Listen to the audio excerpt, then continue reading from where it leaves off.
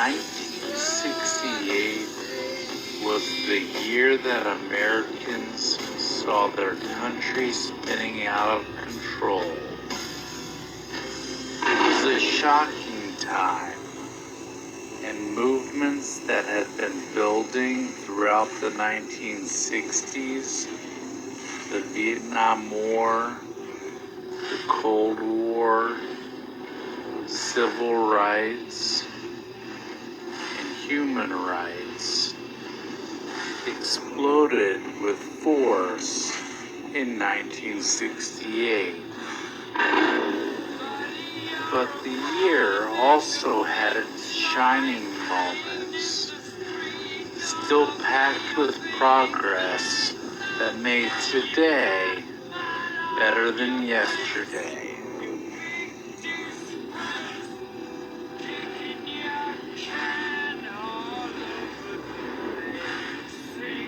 On January 22nd, Rowan and Martin's Laughter, hosted by Dan Rowan and Dick Martin, premiered on NBC. Combining fast-paced one-liners, absurd sketches, musical performances, and celebrity appearances, the show paved the way for television sketch comedies. The show would go on to help launch the careers of Ruth Buzzy, Goldie Hawn, and Lily Tomlin, among many others. On February 16th, the very first 911 phone call was made. The call was placed by Representative Rankin Fight, who was the Speaker of the Alabama House of Representatives in the town of Haleyville, Alabama. Nome, Alaska adopted the system a week later, but it would still be years before the system was widespread and decades before it was uniform.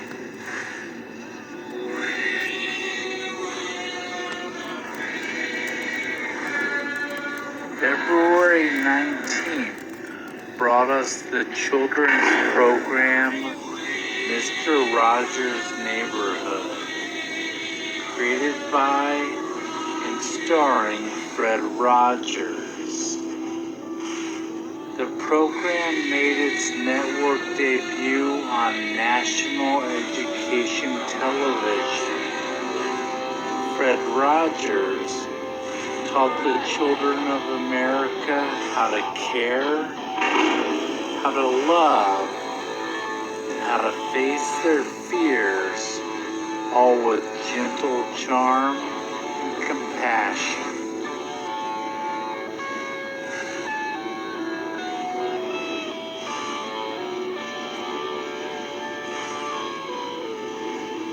On March 16th, from the caucus room of the old Senate office building, which was the same place his late brother declared his candidacy for president 8 years earlier, Senator Robert F. Kennedy announced his intention to run for the Democratic presidential nomination.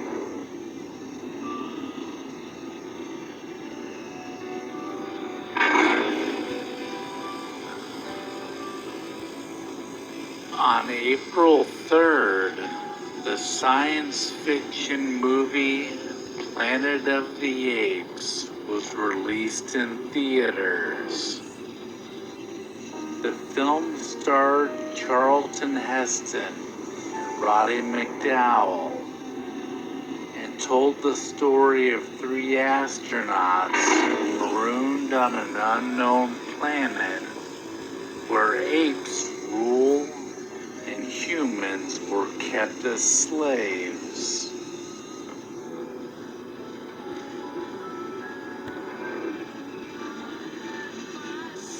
Just after 6 p.m.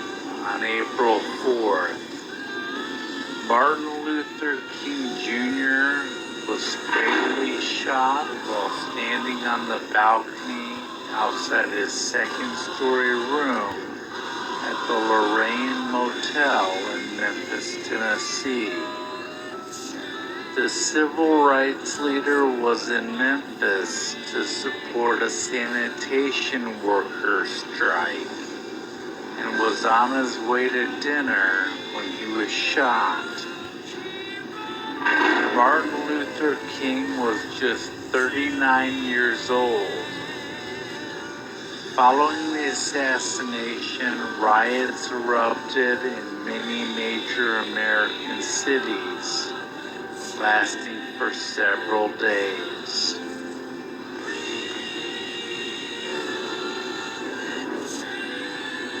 On May 18th, Mattel's Hot Wheels first went on sale. The first Hot Wheels toy ever sold was a dark blue custom Camaro. The custom Camaro was part of the original Sweet 16 line of Hot Wheels toys.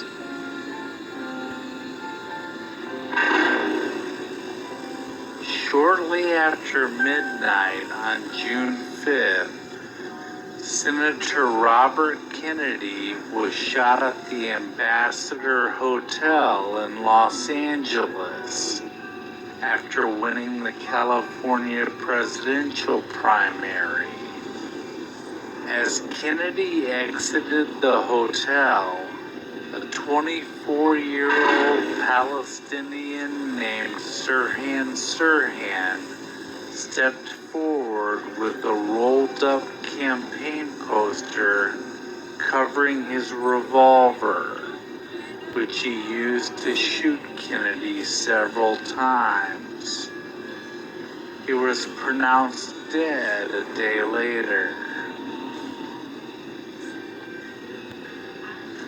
On June 8th, James Earl Ray was arrested for the assassination of Martin Luther King Jr. in London, England.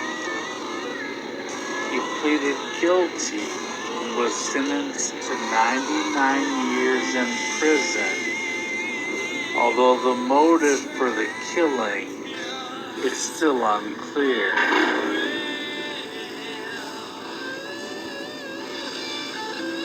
On July 18th, the Intel Corporation was founded in Santa Clara, California. Robert Noyce, Andy Grove, and Gordon Moore incorporated Intel and built the company on the production of the microprocessor. The Republican National Convention was held on August 8th in Miami Beach, Florida.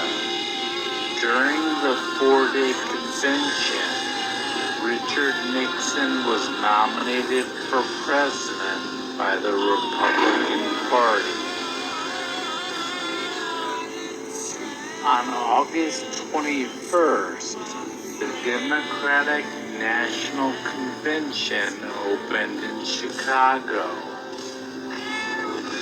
Days later, thousands of Vietnam War protesters battled police in the streets, while the Democratic Party fell apart over an internal disagreement concerning its stance on Vietnam.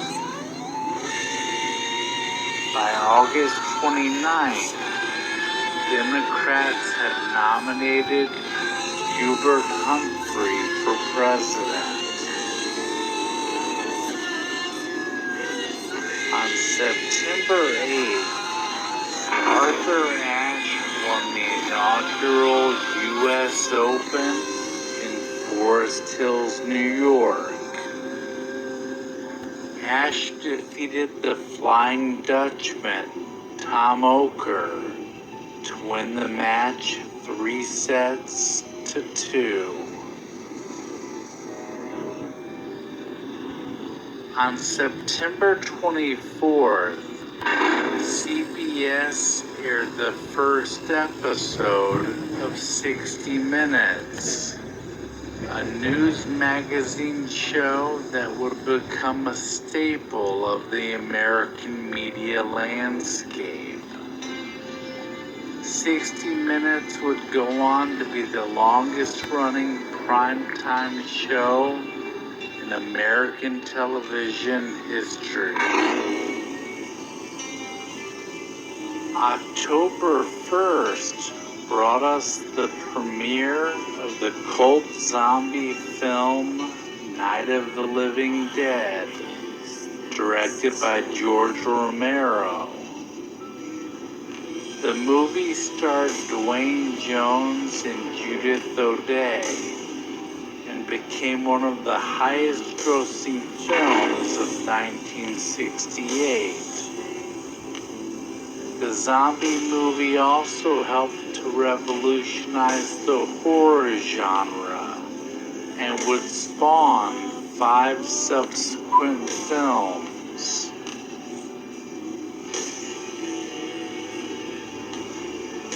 On November 5th, Republican Richard Nixon defeated Democratic candidate Hubert Humphrey and American Independent Party candidate George Wallace to win the U.S. presidential election. Nixon became the 37th president, and the election capped off one of the stormiest seasons in American politics. On November 17th, NBC cut away from the end of an Oakland Raiders New York Jets football game to broadcast the pre-scheduled movie Heidi. With just over a minute remaining in the game, Oakland scored 2 late touchdowns to win 43-32. And as a result, thousands of outraged fans flooded the NBC switchboards to protest what became known as the Heidi Gang. On December 20th, the first confirmed victims of the Zodiac Killer were discovered. Betty Lou Jensen and David Faraday were on a date when they stopped off of Lake Herman Road just outside of San Francisco. The two were in Faraday's station wagon when they were approached and then shot to death. Later, Zodiac would take credit for the attack by providing many details that were not known to the general public.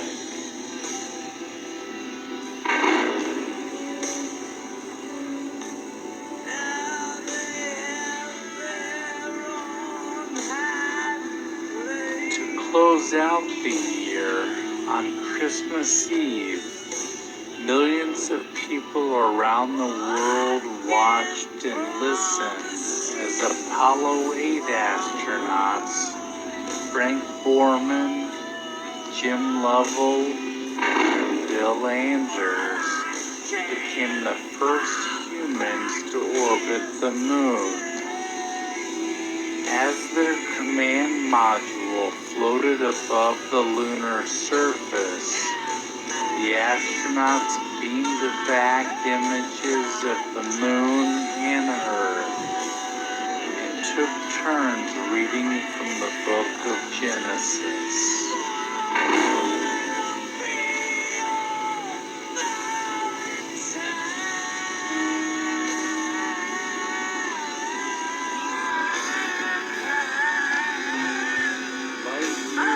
Beyond our ability to understand, and as a consequence, our limited, linear sense of time means nothing. A few of us were chosen for some strange purpose to learn more about, or perhaps for other reasons. I believe their presence fills more than the skies or these woods. They lie at the root cause of every extra-normal or paranormal experience our species has recorded. Religious, spiritual, scientific, ghostly, inspirational, angelic, and divine. From the burning bush to Fatima and Lourdes, to vampires and sky people, monsters and abductions in the night at Roswell and Homestead and all those strange lights and crafts seen for millennia by so many of us in so many skies. I believe all these phenomena that our puffed up egos and busy ant minds persist in trying to label, categorize, penetrate, and comprehend, all spring from this same uncanny source.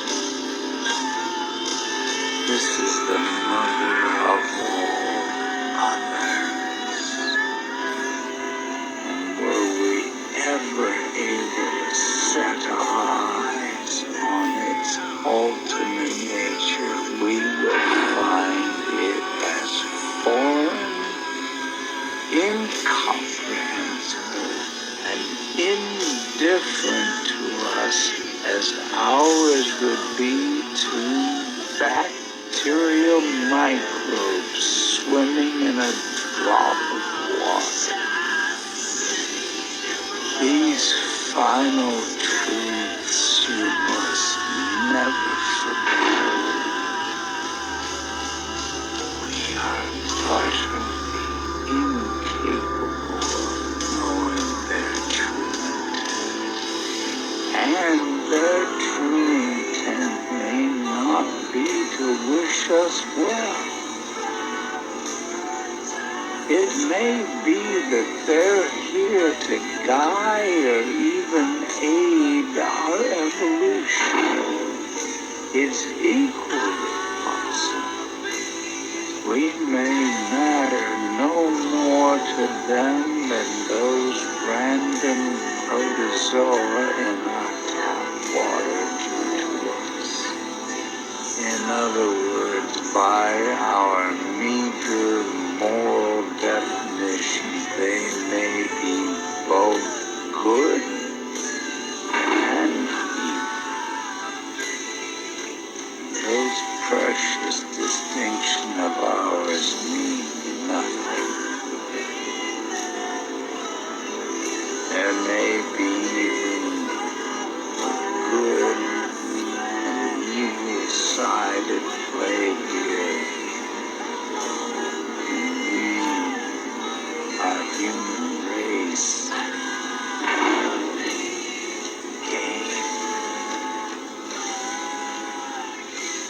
me hasten to add, I hope I'm wrong, that this work being chosen has deranged me. Darling, I fear that I am right, and in my right mind. The owls may indeed not be what they seem, but still serve an imperative function.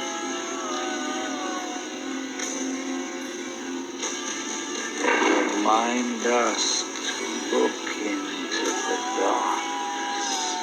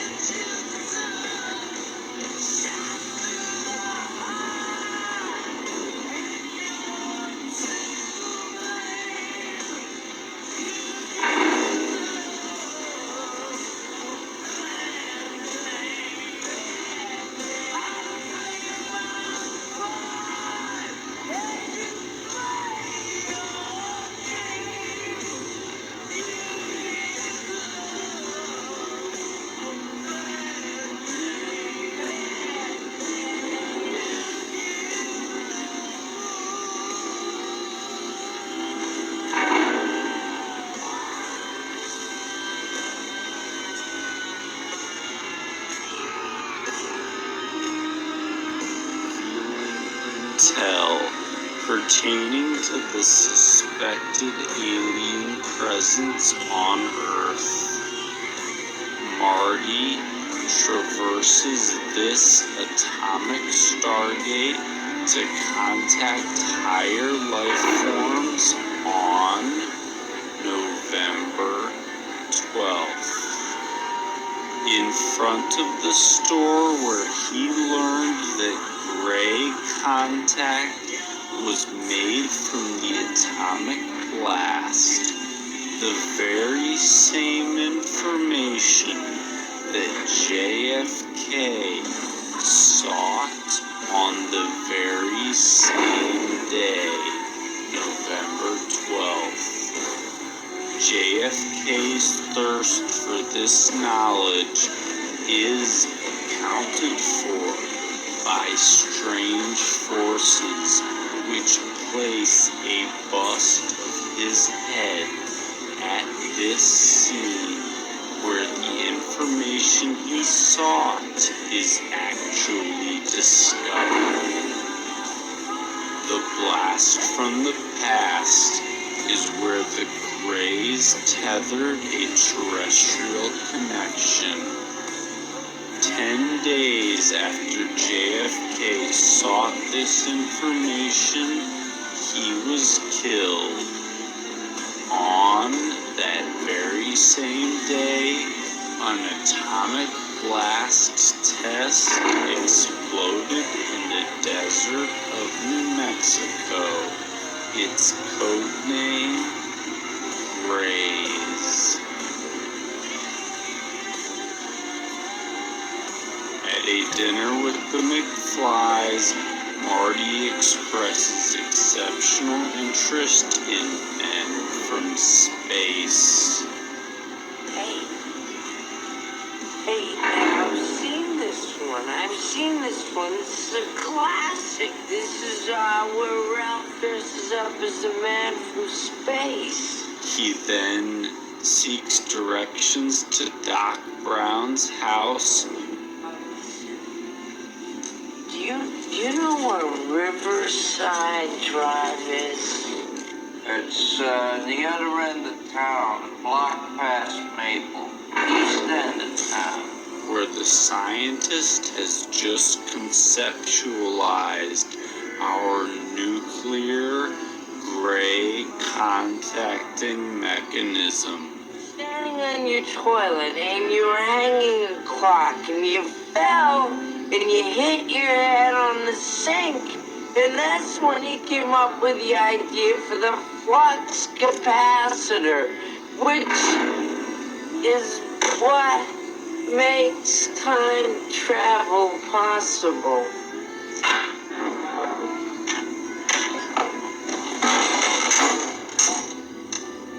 Only to find out that the process was carried out on Flying past Maple, that's John F. Kennedy Drive.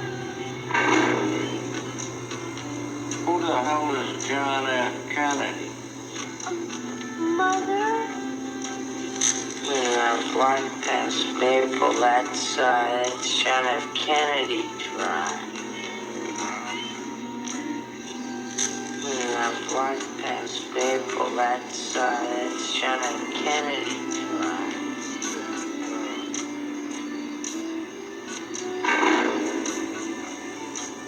That's John F. Kennedy Drive.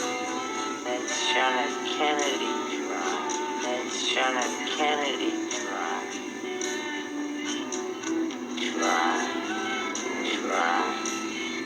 Drive. That's John F. Kennedy